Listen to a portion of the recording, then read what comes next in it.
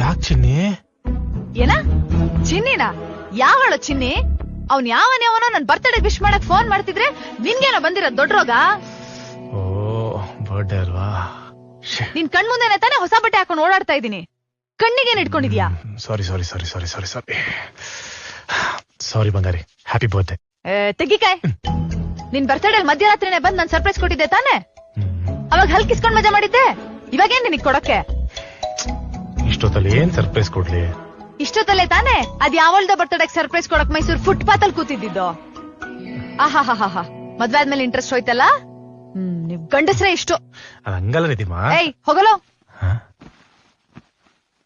ಹೋಗಲ್ಲನಾ?